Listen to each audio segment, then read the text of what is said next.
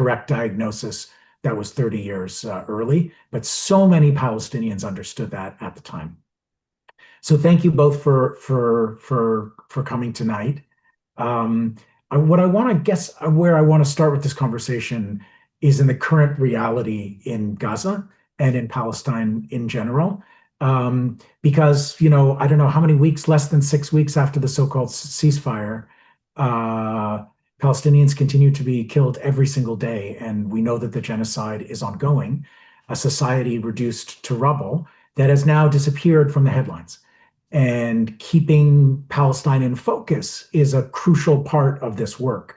And we don't have the reminders, thankfully, on the level of mass murder and destruction on a daily basis, but nor do we have the reminders of the human reality which persists on the ground. So, Yipin, let me start with you, because we talk a lot about death tolls, and it's easy to get lost in numbers and lose touch with the human lives extinguished and the number of families, entire clans buried in the rubble. And now people, I guess, trying to find the remains of their relatives and still dying, starvation, disease. As a physician, as someone who's been a number of times, what's your understanding of the situation on the ground now? Yeah, thanks, Avi, for the question and for hosting this conversation.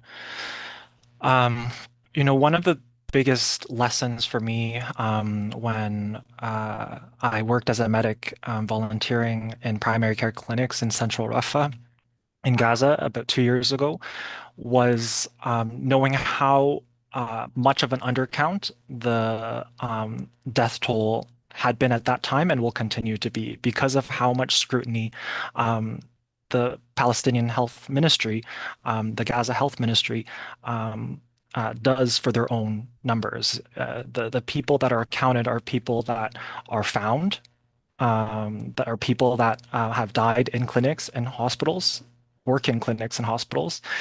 And so I think that's just really important for us to keep in mind as there are people that have been evaporated by some of these Israeli military weapons that have entirely decimated the entire population. And so some of the existing numbers is the Gaza Health Ministry has reported at least 600 people has been killed since the ceasefire went into effect, the supposed ceasefire, which Israel continues to break on a daily basis, adding to the existing over 71,000 people that have been killed by Israel since October 2023.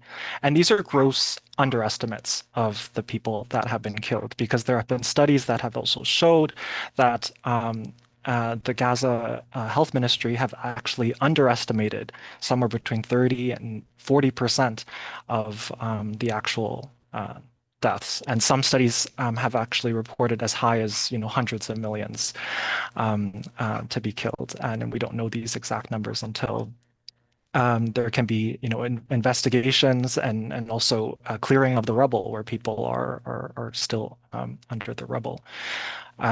Over 2,700 families have been entirely wiped out by the Israeli military from the Gaza Civil Registry, and another 6,000 families actually only have one surviving survivor from that family.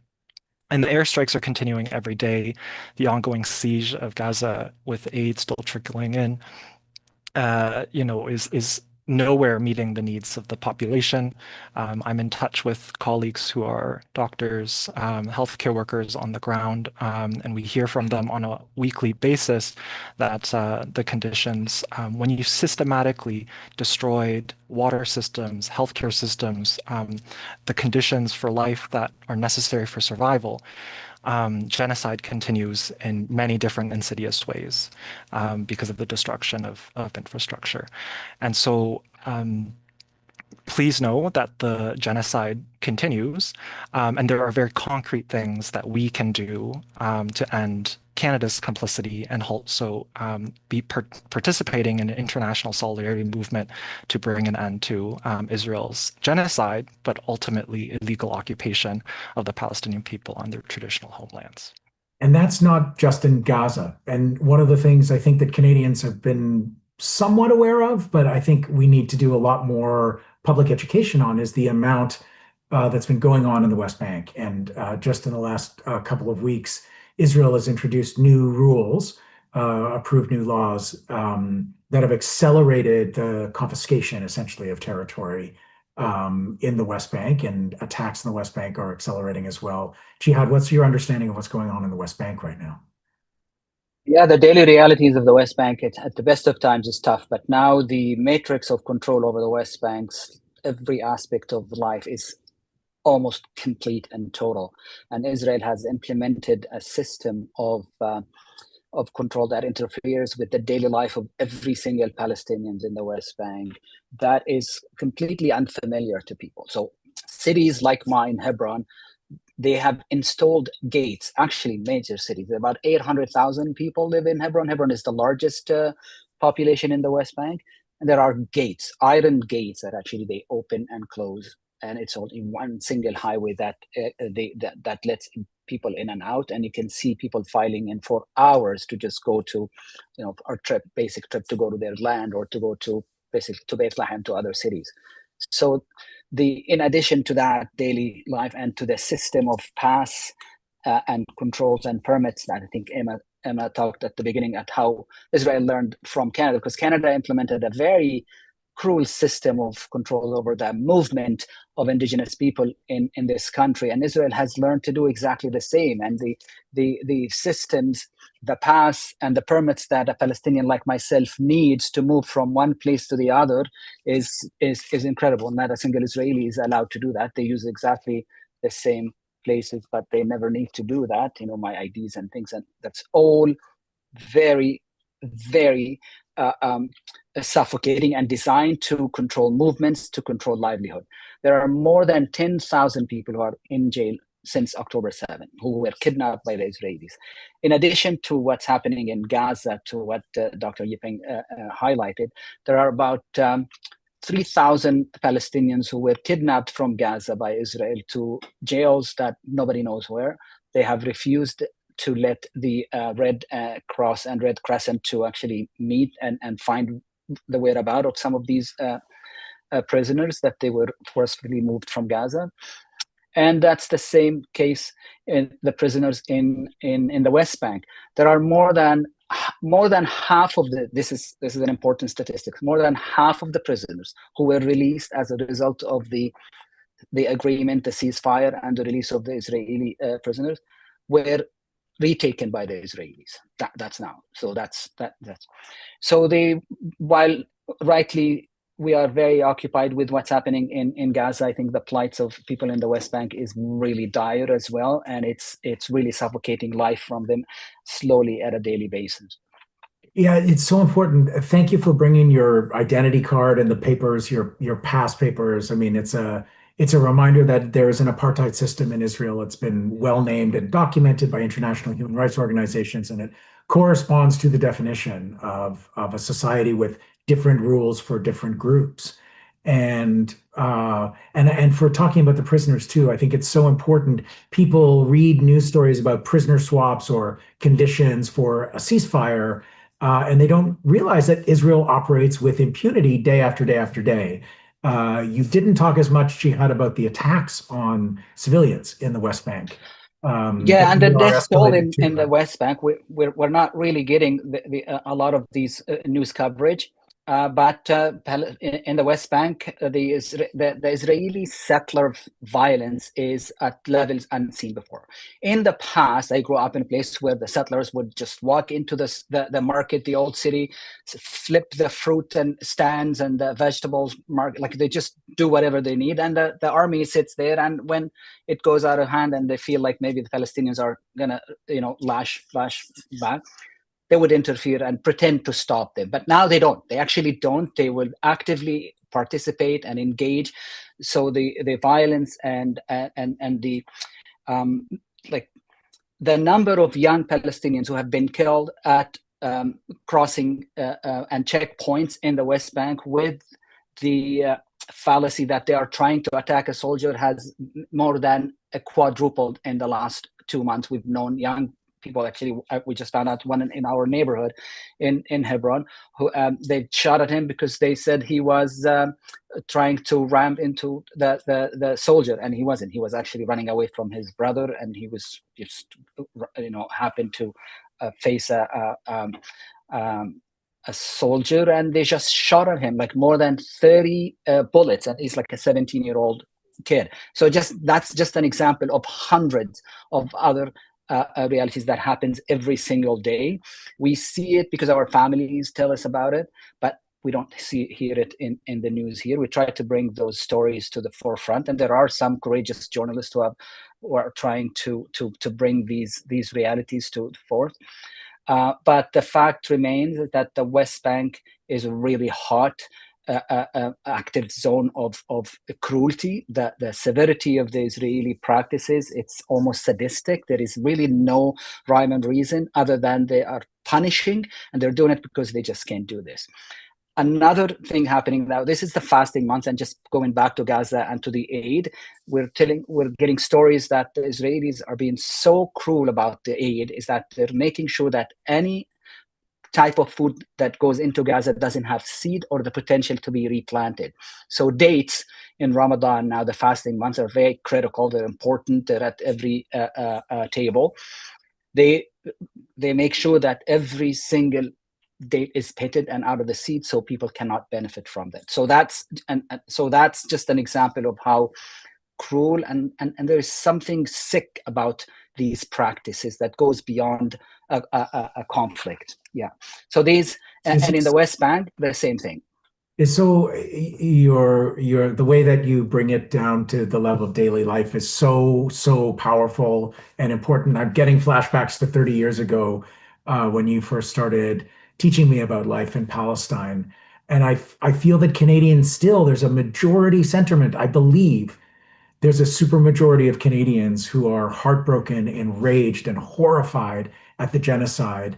And the fact that our government, signatory to the Genocide Convention, a supposed upholder of international law on the world stage, in a time when the United States and Israel are rampaging around the world with complete impunity, advertising their impunity. It seems from your examples, Jihad, this is almost the point of the humiliations and the cruelties, is to show that there is no check on power. And I think for Canadians who are upset at this, we still believe, too many of us, that our government is against what's happening there.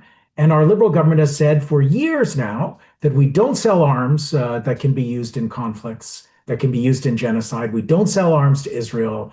And we know it's a lie. There are many ways that Canada is complicit. And Yipeng, I would love it if you could offer the ways for you as a Canadian, you see Canada's complicity in what is happening. Because there's silent complicity, and there's active complicity. And I think you really track them both. Yeah, I mean, you're reminding me of conversations that I've had with members of parliament, just a few blocks from where I currently am calling in from, like who sit in the House of Commons and chatting with them in their offices, and they cite the things that are given to them by the Minister of Foreign Affairs or Global Affairs Canada, that we have a quote unquote arms embargo already with Israel, which is in fact untrue. And it's untrue from Canada's own parliamentary reports and documents that show that weapons, weapon parts, components for technologies like F-35 fighter jets, these components come from various different companies based in Canada, some of which, one of which company is Gastops, which is based in Ottawa, provides the engine sensors for the F-35 fighter jets. And I've also sat in the House of Commons during the debate for the No More loophole for the U.S. loophole bill, where there are parliamentarians, conservative, liberal, that defend Canada's position that these components need to still be sent. They don't debate that these weapons are actually being used to massacre Palestinians in Gaza or being sent to other places in the world where genocide is being committed, like in Sudan. But they are saying we need to support these small Canadian businesses that, need to, continue to it's just absurd that these weapon parts continue to flow from Canada to the US, to be built in the US, to be sent to Israel, to fly these fighter jets over Gaza to drop the 2,000-pound bombs on civilians, on people who come into the hospital, and also to be treated by Canadian doctors and surgeons who have seen these things with their own eyes, who I have been with, meeting with parliamentarians, and it's in its absurd reality that we still have to debate the facts. And the facts are very clear here that military goods and technology continue to flow to Israel through Canada, but also Canada is buying weapons from Israel. And it's through this like economic machine that Israel is allowed to continue to fuel their own weapons supplies through the support of their economy, through even we were talking about this before, the Canada-Israel Free Trade Agreement, and how these things continue to maintain Israel as an economic powerhouse, and much of it is also through the military-industrial complex with these companies that are primarily engaged in genocide and war, technology that has just grown exponentially because of how profitable genocide is. And we see this system truly for what it is. And I think everyday people who want to see education, health, groceries, rent covered and funded and affordable, do not want to see a ballooning budget for military and war and genocide, which makes no one safer in this world.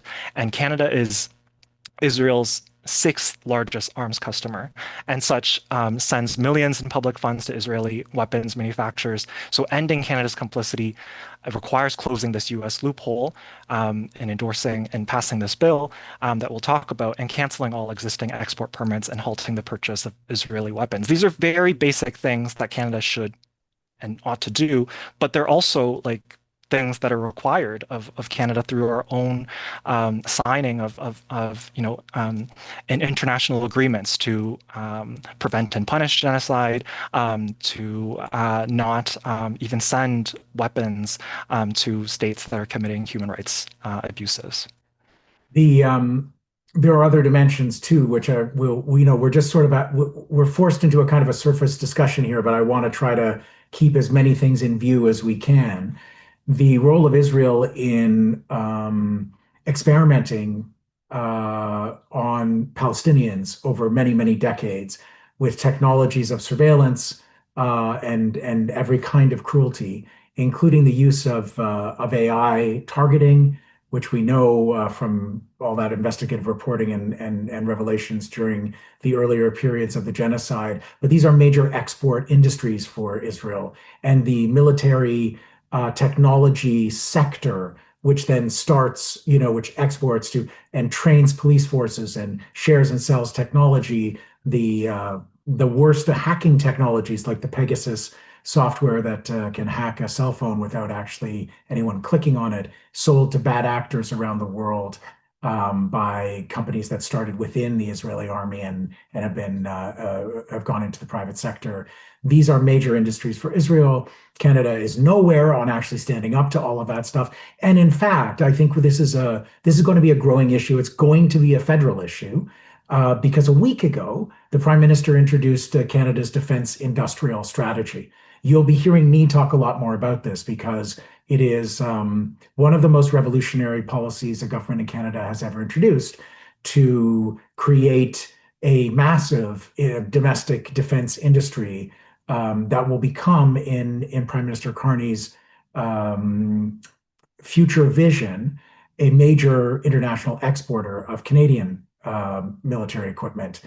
The goal of the policy is to create $500 billion of investment over a decade. That's a staggering amount of money. I don't believe it's all public money that's going, but there's a significant amount of public money going to private corporations in this vision to increase Canada's arms exports by 50%, which is a staggering amount. for a country the size of Canada in a very short period of time. And other countries in the space, in NATO, in the G7, et cetera, are all doing the same with their domestic military industries. And so Canada, if Canada is going to increase exports to that level, Carney's big foreign trade coup so far has been with the United Arab Emirates, a massive trade deal with the UAE, which is sending weapons into conflict zones, and Saudi Arabia as well, with our longstanding contracts for armored vehicles. These are countries that are funding and arming genocides in different parts of the world. And Canada will be more and more looking to countries like that as customers for our own arms industry if this defense industrial strategy is to go forward. So I think this is an issue that maybe Canadians learn about it through the genocide in Gaza, but this is going to be a fundamental issue in terms of what kind of country we want to be and what kind of industries we actually want to see created in Canada. We obviously on our campaign and in the NDP have a very different vision of what kind of industries we think the government should be developing.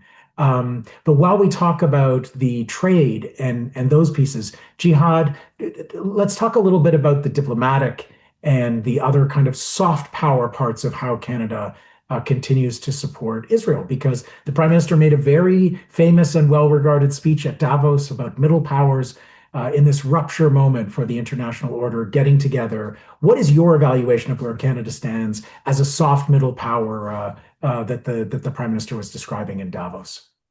Yeah, and I think we should really challenge the Prime Minister and take him up on his word in Davos and say that you have to live by your words and really act. And Israel is an example of that. Canada has a lot of leverage when its relations with Israel, the CEFTA, Canada-Israel Free Trade Agreement, and the Canada-Israel bond. I think Canada should really use those two tools as direct instrument to start demanding action from the Israeli government, especially the Canada-Israel bond, which is explain that what it is, because lots of people don't know. It's an RSP eligible and a tax rebate eligible, basically investment product that Canadians can buy on the market from any bank, and that goes and supports Israeli, all kind of things in Israel. And I think military, as Avi mentioned, is one of the biggest sectors, and it's one of the most profitable ones. So that a lot of capital comes from Canada, goes to really build those horrific weaponries that has been devastating for the Palestinians. In fact, in arms and trade shows, they showcase these weapons as successful because they say, see what we did to Gaza and what we did in the West Bank and how we're controlling the people in the West Bank. In fact, they look at technologies like the way they control gates and the walls and the entrance and the exits into Palestinian towns and territories as a height of innovation to be sold to the rest of the world. So, I mean, that happens. So the capital that is raised here in Canada as a result of the tax free status of the Israel bond is important part of that resource and pool of resource that creates that weaponry and arms manufacturing that is inevitably involved in war crimes and crimes against humanities. So that's a very important tool and leverage that Canadians can use just to use and to live by the principles that the Prime Minister has espoused in Davos and other places. That's very clear, and there's plenty of evidence to show that there are really significant violations of that particular funds in the way it's invested. So that's a privilege that Israel has that not many countries do. The Canada-Israel Free Trade Agreement has a lot of privileges and a lot of tools where the Canadian government can actually attach conditions to it. And one of those conditions, in my view, should be that Palestinians like myself, Canadian Palestinians who hold valid residency in the West Bank, should not be subject to very strict regime of movement because they live in the West Bank or they hold residency in the West Bank. We're Canadians. Israelis don't require a visa to come to Canada. Someone like me shouldn't require a visa to go back to visit my parents. So that's just an example of where Canada can and should be acting decisively. There was a famous case recently for the Canada Revenue Agency took away the charitable status of the Canadian front of the Jewish National Fund. That was a long-standing campaign, I think 15 years of activism. What's your understanding, Jihad, of the current state of charitable organizations in Canada that are directly connected to the occupation and the genocide, and the Canadians' ability to get a tax receipt for supporting those organizations?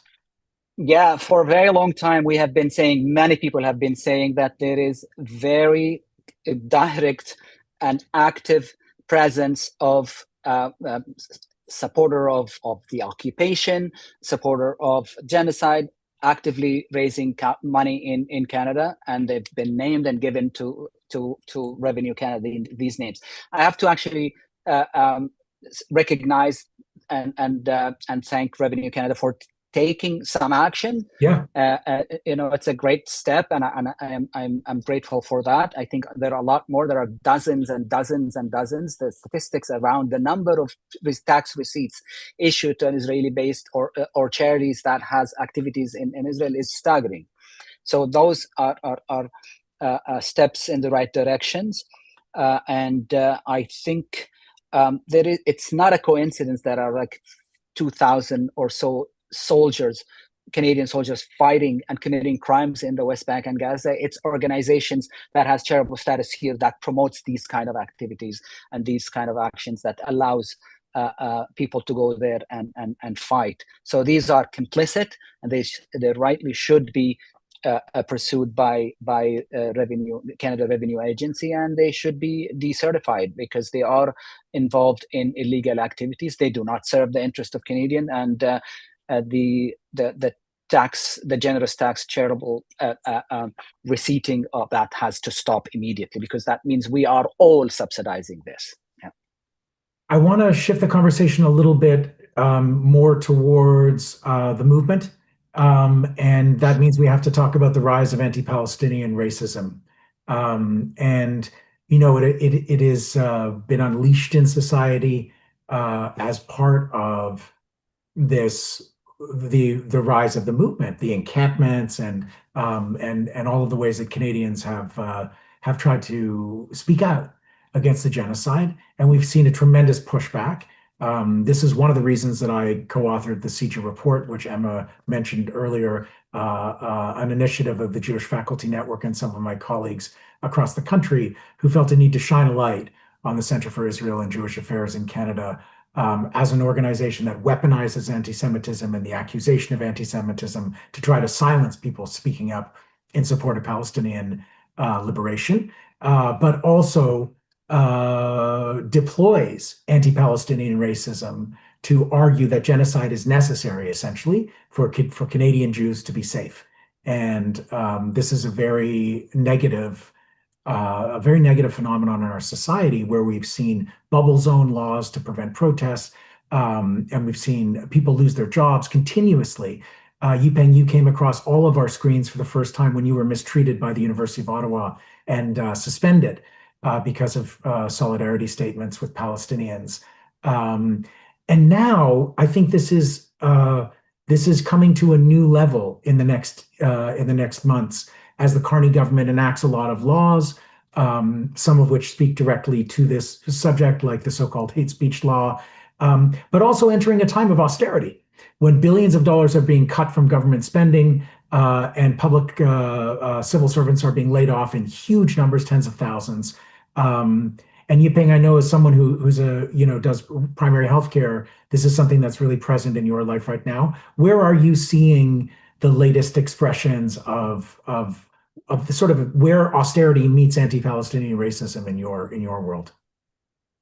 Yeah, I mean, I think the most important thing to understand about anti-Palestinian racism is that the primary subjects of that kind of violence and hatred is Palestinians first and foremost, and primarily Palestinians in Gaza, in the West Bank, right, in historic Palestine, and it manifests as genocide. It manifests as the destruction of a people on their land trying to exist. And I think of my own healthcare worker colleagues who have been abducted as hostages from hospitals, from clinics in Gaza, and some of them have been tortured to death in these Israeli torture camps and dungeons, and many of whom still remain unlawfully detained and held as hostages by Israel. But I think understanding how that is connected with how anti-Palestinian racism exists and manifests here is also really important because it's connected. And I was thinking about how with some of the things that you were saying, Avi, about this like austerity and also how Canada is throwing so much money into defense spending and military spending and saying there's only so much money in the pot and what is being cut, right, is healthcare, is education. And one of the things that I do as a family doctor is take care of people who are refugees and people Mhm. who are asylum claimants. And there's a program called the Interim Federal Health Program, which is basically a health insurance program administered by the federal government for people who are refugees and asylum claimants. And some of these people are people from Gaza who have escaped genocide to try to build a new life for themselves here in Canada. And what is this current government doing? They are cutting this program, this health insurance program, to make it harder for people to access healthcare. And you'll see this week the conservatives talk about how this program is ballooning, and I want to give you some figures. So last fiscal year, this program, the Interim Federal Health Program, cost $900 million, and it helped over 600,000 people who are refugees, and that's approximately $1,400 per person. And they're going to say that this was too much, right? But in 2024, total health expenditures in Canada were $372 billion. So that's approximately $9,000 per Canadian, right? We spend just a fraction of on healthcare for people who are refugees and asylum seekers and claimants. And that healthcare plan is like, as someone who works with patients who accesses healthcare through that plan, it's not a perfect plan. There are medications that are not covered, there are tests that are not covered. And so instead of removing and cutting things that are acts, help people in the most vulnerable and marginalized situations in this country, we should be supporting everyone. We should be like bringing everyone up and giving more access to healthcare and services to more people. One of the pieces of criticism is why why do refugees and asylum seekers get access to things like psychotherapy and dental care when other Canadians don't have those things under their public programs? Um, it's absurd to have these debates when everyone should have access to psychotherapy, everyone should have access to physiotherapy, everyone should have access to dental care.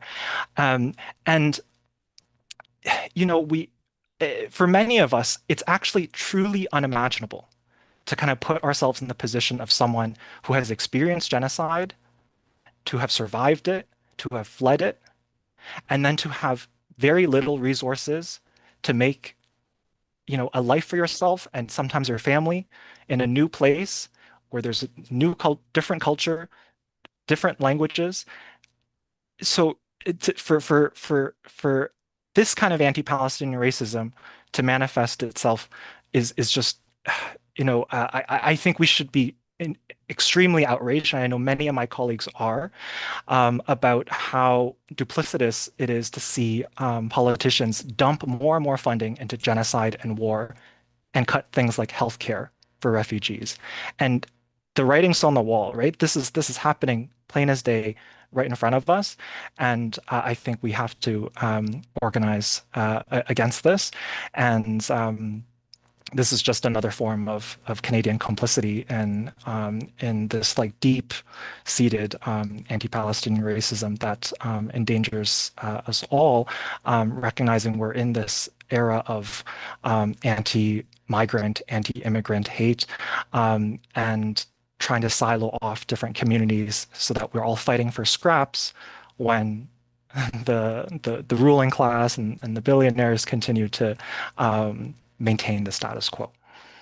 Jihad, I want you to talk a little bit from a Palestinian perspective about how you see attacks on the movement and the rise of anti-Palestinian racism in your life, in your community, in your work. But I also want to remember, as we switch to talk about the movement and the NDP and its role in relationship with social movements and fighting on this issue in the parliamentary system, we have seen some major victories from the social movement side. We have forced into the light the government's lies about the arms embargo, and social movement journalism and organizing has shone a light on the fact that we're still arming Israel. We just had a huge victory in the No Arms in the Arts campaign, forcing Scotiabank to divest from the big Israeli weapons company Elbit Systems. Just a couple of years ago, Scotiabank was the largest foreign shareholder in Elbit Systems, and now they quietly divested. But then that came to light just recently. We've seen major victories with the apartheid-free communities model, which has been spreading throughout municipalities in Canada. Boycott, divestment, and sanctions resolutions moving forward in universities. I know in my own university, UBC, there's a renewed attempt, and so we see a lot of momentum still, even though I think we are in another one of those plateau moments in terms of movement mobilization, mass mobilization. But underneath, there are still a lot of attacks coming. Jihad, where do you see the balance of forces right now?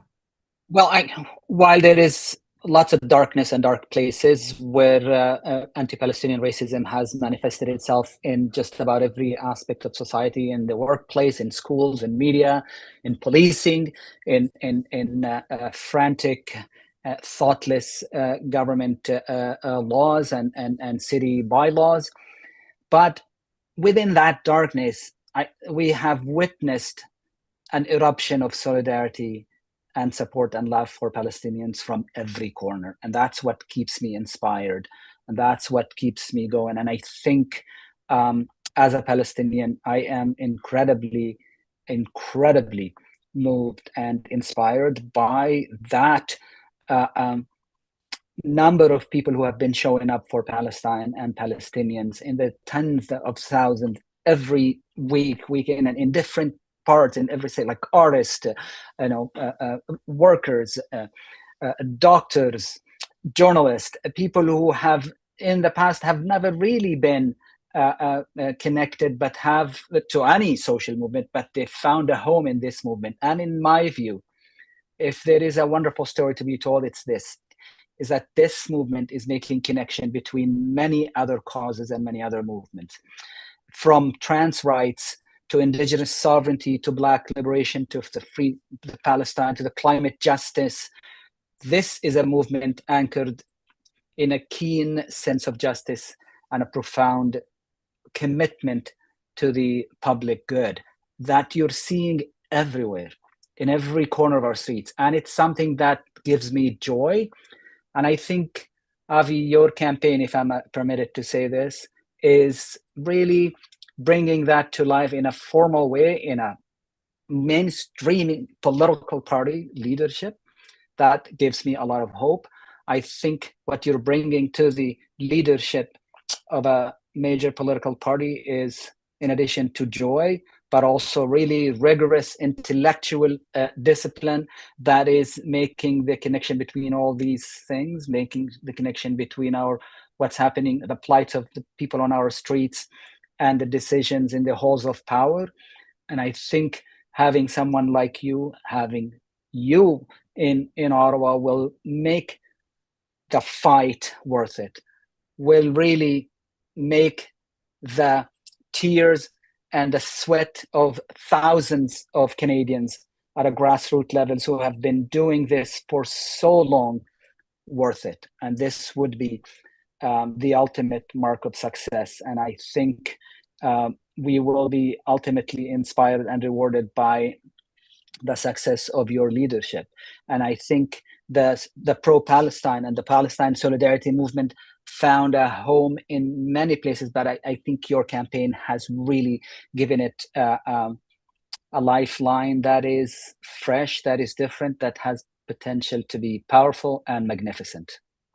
Jihad, it's very humbling to hear these words, because we see our campaign as a truly as a mass movement building exercise and trying to build the sensibility of mass mobilizing in a political context, which is not usually seen that way.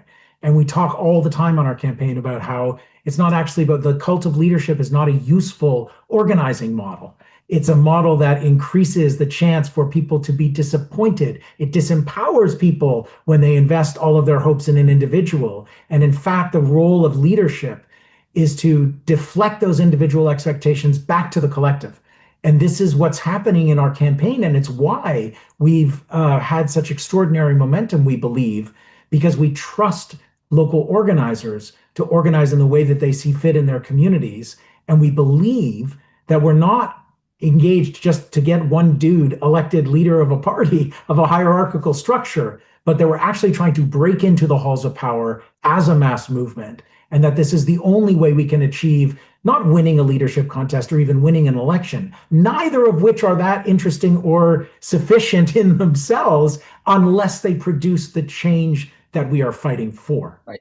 Unless we change the conditions of people's lives to have a life of dignity in this country. And we have a country like Canada that actually stands up for Palestinians in Palestine, that actually stands up for people under attack all over the world. That is the point of doing this work. And so I blush at your sweetness and the way that you speak about the campaign, and I understand it as a vote of solidarity with this entire collective project. And I think that is because within the NDP, we've seen the shift in the party's own positions over years has been led by activists within the party. And it's really only been since 2021, when the Palestine resolution finally passed convention, that we saw the party as a whole start to adopt a much more enlightened view towards Palestinian solidarity. Yuping, I want you to weigh in on this, because I know that the party politics is not the usual way that you like to move, and yet I think you've seen this phenomenon too, no? Yeah, I appreciate your reflections on my engagements because I think it's quite accurate. I mean, I come from Palestine. I come to Palestine because I've studied settler colonialism in the context of Turtle Island, and I know that electoral politics will not bring the liberation of First Nations, Inuit, and Métis. My dear friends and colleagues and comrades who have taught me so much about Indigenous sovereignty and rights here on Turtle Island, electoral politics can only get us so far. But with that said, I think about how I've come into this space, and you mentioned Judy Rebick and how I met Judy on the streets, protesting, direct action, specifically like barricading and occupying a parliamentary building in Ottawa. And then the next time I saw her, we were doing the same in Toronto at a global affairs office. And so I think for me, seeing her back you, and also just like seeing how we need a diversity of tactics, and every front is worth engaging in when communities are under attack, when there is just genocide that is being funded and fueled directly by this Canadian government. We have to use every avenue possible to kind of do what we can. And I don't think and it doesn't mean everyone has to do everything, but I think we have to know we can put our energy in certain spaces and push for that movement, as you said, a leftist movement, a socialist movement that properly pushes back against far-right extremism or neoliberalism, or whatever this current government is disguising itself as, saying one thing, doing another. And I think we just really have to be clear and principled on our values and drive forward, doing what we can in all these different spaces, but also knowing the contradictions, right? And knowing the limitations of certain spaces like electoral politics. But Yes. I'm glad people like yourself are putting in so much time and energy, and I that is why I feel compelled to give some time and energy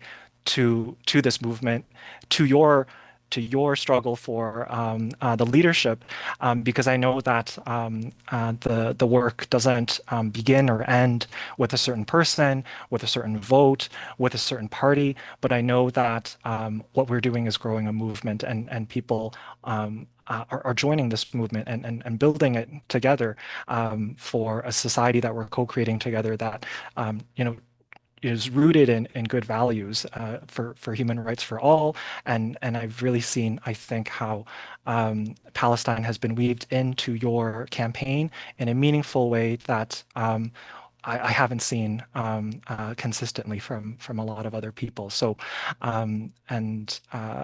so just grateful to be a part of the movement, because it takes all of us. It really does. I mean, we have a very explicit common front approach. We are fighting fascism in our time.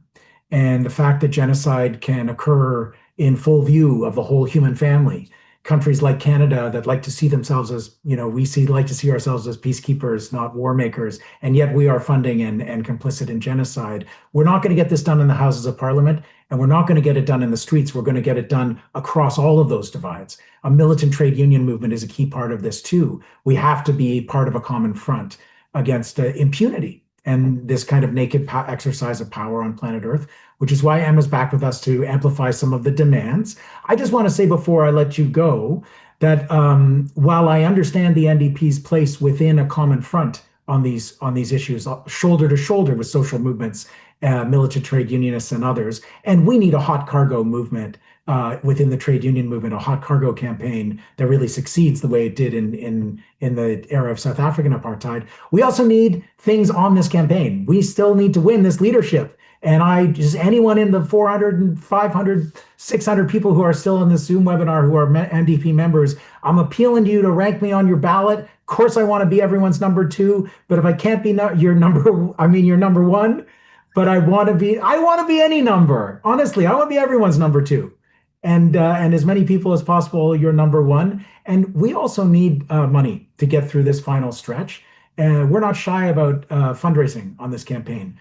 We see a lot of people who aren't able to give their time but can support us in a material way. Donations are not charity. You do get a fantastic tax credit for it. That's the way we fund campaigns here in Canada. But it is an essential and material participation in the campaign to donate money. And as the campaign goes on and on, it's a 7-month campaign, it's a long one. We really need a final burst of donations to get over the line. So I'm not shy about putting that in front of all of us. It's a key part of the work. And in our way, and Emma, I know you want to take us home with this, we are not only about the campaign. This is a call to action for all of the different ways that people can participate in and outside our campaign. And I know, Emma, because before you were working on our campaign, you've invested a ton of your time and movement energy in Palestinian solidarity. So can you bring some of the other calls to action tonight as we wrap up here? Yeah, Can I give my call to action quickly? Do yours, yeah. Do it. In my view, the ultimate act of solidarity with Palestinians today is to rank Avi as number one and to send as much money as you can possibly afford towards his campaign, because we need his voice. Thank you, Jihad. I right before this call, I went onto the Arms Embargo Now campaign website, and I would love to actually just see in the chat, if you can drop something in the chat, I would love to know how many people are on this call and participated in the February 17th No More Loopholes Act Day of Action. Because this was a photo that I found from that day of action. I think this was, No More Loopholes Act. And I can point out, Avi, so many people who are in this photo that are actually actively working on the ground on the campaign, who are chapter leaders and chapter organizers, who are out canvassing. They probably went to the day of action. 2 days later, we're phone banking in Toronto. And I think for me, that's also the power of this campaign, is that it's resonating amongst people who are doing the work on the ground, but it's also offering us an opportunity to really have a megaphone within the halls of power. And for myself, working both on the Arms Embargo Now campaign, working with the Palestine Solidarity Network over the past 2, almost 3 years now, it is very, very clear how helpful it is to have people on the inside who are able to feed us information, who are able to tell us what's going on, walk us through the processes. And it's really incredibly valuable, I think, for our movements to have champions, political champions within the House of Commons. As you said, though, we don't want to end on a campaign, call to action just for getting Avi elected. That's great. We need that. But there are really concrete campaign demands and things that we need folks to do in this moment. So if you haven't heard of it, the No More Loopholes Act, this is an incredible private members bill that was put forward by MP Jenny Kwan. Jenny Kwan! In the House of Commons. It is going to a vote. I believe the date is March 9th or March 11th, but someone is going to correct me almost instantly, I'm sure, in the chat very, very soon. Within the next couple of weeks, it will go to a vote within the House of Commons. We need you to email your MP. We need you to call your MP. We need you to put as much pressure as possible on your elected representatives in this moment. Go, you can do this any day. You can go and you can print out the report that shows they're still arming Israel. You can call on them to close the loophole.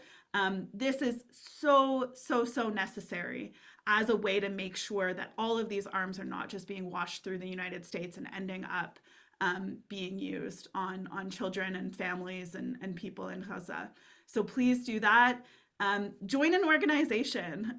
This, I think, is so key to actually be with organized groups of people. The Arms Embargo Now website is a great place to start. It's a coalition of hundreds of organizations all across the country. Avi lifted up, the hot cargo campaign of Labor for Palestine. If you are a unionized member, please get involved in Labor for Palestine, organize your coworkers, and then Yiping, I want to throw it to you maybe to lift up a few more sort of calls to action and things for folks to pay attention to. Thanks, Emma. Yeah, I just want to highlight that the Canada Boat to Gaza team is organizing with the Freedom Flotilla Coalition more boats to sail to break Israel's illegal siege and blockade of the Gaza Strip.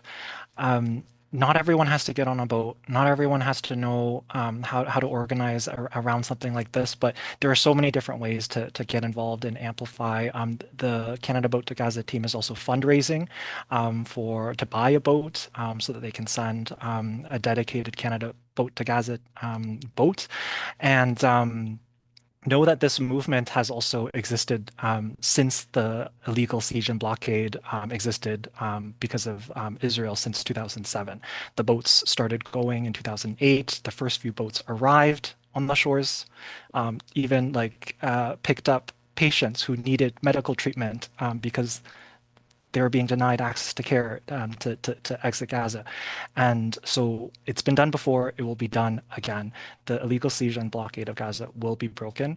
It's only a matter of time because of everyone's efforts through the work of international solidarity movements. As we've seen in South African apartheid, these regimes, these injustices like apartheid have time limits, and our love that fuels the movement is endless and boundless. So let's continue this really important work together. What a beautiful last thought, right?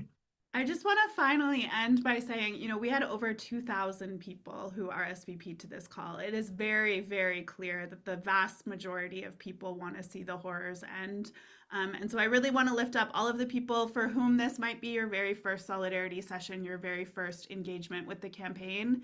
And would like to say, we have done other solidarity sessions before and really encourage folks to check those out. There's one on migrant rights that is so pertinent as well to this moment, as Yipeng talked about.